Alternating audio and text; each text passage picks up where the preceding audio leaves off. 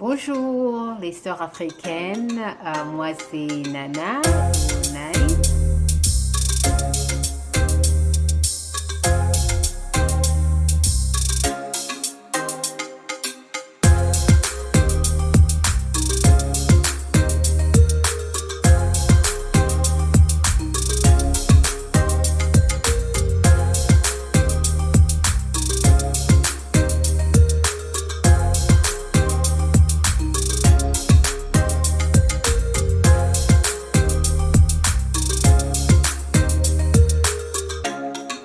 Et ben, le challenge, je pense, c'est de donner conseil à celles qui arrivent, aux sœurs africaines, qui arrivent aux États-Unis tout nouveau.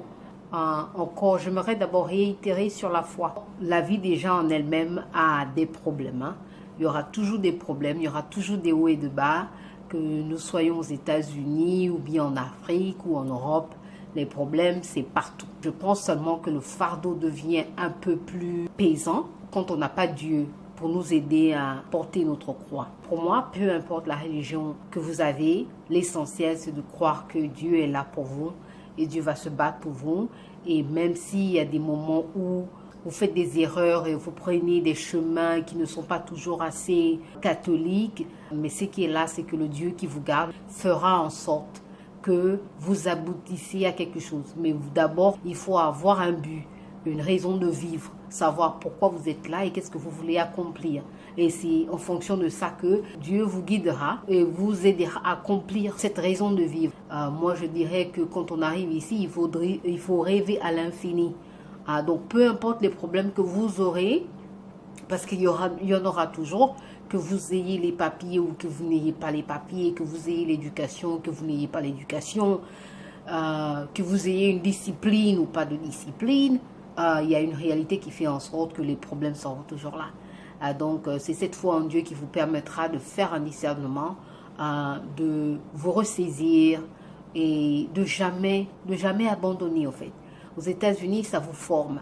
Il y a une formation spirituelle et émotionnelle que vous ne devez pas refuser d'y passer. Parce que quand vous sortez de cette formation, je vous assure que vous pouvez vraiment accomplir tout ce que vous désirez. Donc, moi, je n'aimerais pas vous donner un gâteau à la cerise. Ce qui est là, c'est que le combat est encore plus fort ici.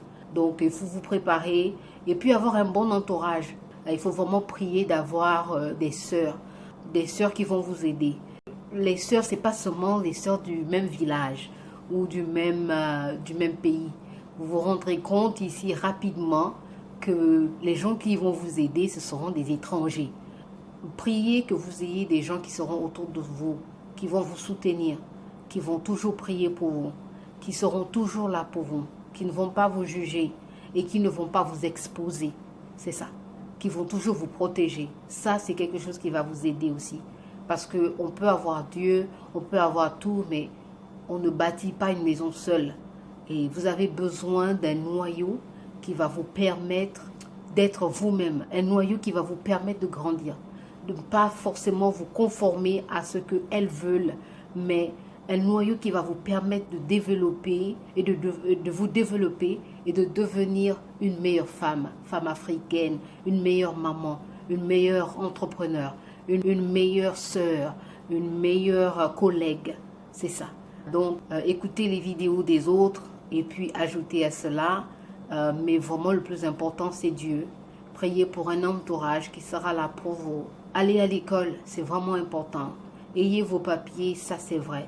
Mais ayez aussi une raison de vivre qui est au-delà du mariage et des enfants. Et moi, je pense que les États-Unis est une plateforme que vous pouvez pas facilement, mais la possibilité de réaliser l'impossible est assez permanente. Donc, même quand les choses sont difficiles et vous vous sentez abattu, vous vous sentez seul ici, rappelez-vous que vous devez toujours vous relever et vous battre, car on n'abandonne pas. On n'abandonne jamais. On reste femme africaine, on reste forte, quoi. All right, bye.